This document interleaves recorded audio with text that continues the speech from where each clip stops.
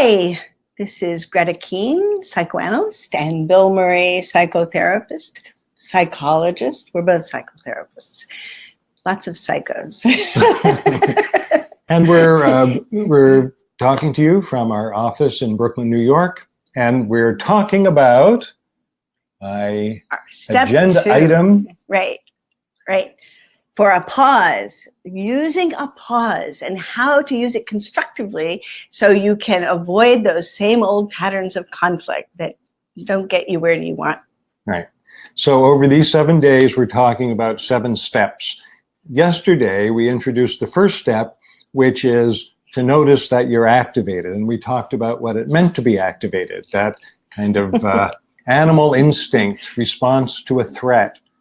And once you recognize that's happening, that's a good time to say, let's call a pause. Yes. And we talked about that yesterday. You can go back and look at the replay of that.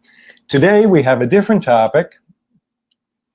But it's a similar, it's a continuation of what to do with that pause. So we're going into the refining of the pause. Right. So now you've said, time out, I can't do it, I can't do this, I need to not do the things I'm going to regret and say those words that we can't take back. Instead, I'm calling a pause, and now here's what you do. Step number 2, which is step number 1. No, it's step 2. Right. Step 2 is, now that you're good and activated and you've been having a back and forth and you're having these thoughts that are getting turned into words of blame and actions of approaching or shutting down, and you call a pause, this is a perfect time to pay attention to that hurricane in your head that is the activation. And there's a storyline. Right. So what we want you to do, and this is important, with compassion, with gentleness towards yourself, with as much kindness as you can muster for the other person, you want to head into curiosity, because curiosity is what's going to yield the gold, right? That's where you're going to find the new ways to do this. So you want to be curious about, what am I thinking and feeling? What is the story in my head? What are all that noise? What is it, right? Sort of really take a picture of it, and by doing That's that, a good image. Take a picture. You want to take a picture, and the way you take a picture of words is often writing, right? And because you can't really take a picture of that effectively, so you want to write, and you can either do it on your phone, you can do it on your computer, you can do it on a scrap of paper. But, maybe visual people want to do a drawing and arrows and, Yeah, you could do it visually. That's true. Right. So now it sounds like, okay, I could do that. What gets in the way of doing that? Because we don't often do it. Right. Why? We don't think to do it. It's one reason. Another reason is probably because we tell ourselves, I shouldn't be this angry. I've got to calm down. I have to distract myself from what I'm thinking. I'm just going to go on Facebook. Right. I'm going to change the channel.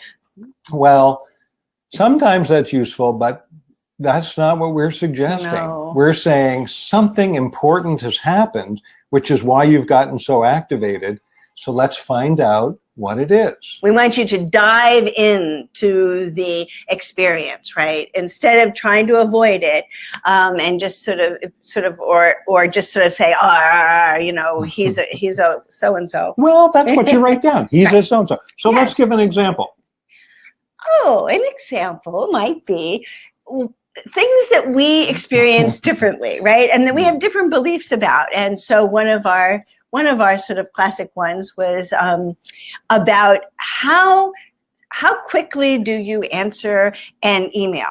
And I'm of the, you do not do anything, you go to bed, but before you go to bed, you check the email and you see, is there something important that I need to answer right now? I'm a bit of a hyper-vigilant person, and I, want to pay attention to that, and it feels really important. And the first thing in the morning, it's like, what are those emails and what do I need to do? And I realized that I had a lot of anxiety about it, which that didn't feel so comfortable to Bill. Well, yeah, and so that's how the conflict came up, is that Greta has that tendency. I have a tendency to treat things that are bothering me by avoiding them. Yes. So you can see how this might not work. So on top of a general idea of, well, 24 hours is reasonable, and if it's a weekend, no. So that's and 48 hours has got me at a high level. I am dialed up. I'm looking at his emails, and I'm going, are you gonna? I'm getting nervous about your emails. Right. It's not So just that's the right. conflict, a difference in approach. Then when we talk about it, the activation gets bigger.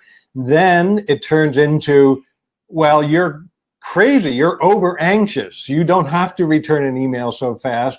It's all your fault. And the other way is, you're lazy and irresponsible. It's all my fault. So if we were to take a pause at that moment, what's the story that's going on in your head? Yeah. Well, one of the things that I realized was how much I was. What's the story? The story is, you're lazy and irresponsible. Okay. And I don't want to be seen as lazy and irresponsible. And that I really am worried about all the people who are not getting answers back because I'm imagining them Judging you. unhappy. Oh, and judging, but I'm also feeling imagined pain and sort of like really kind of worrying about. I feel very responsible. But I did have a lot of stories about being judged, not being seen as a good person, as a responsible person, and that was actually one of my shadow pieces. Is because there's a part of me that really knows that I can avoid things I don't want to do. That's right? the next step, though. Don't get ahead of ourselves. That's the What's being the aware. story in your head? Well, the story is that I want to be seen as all good, and you're getting in the way of that. Okay.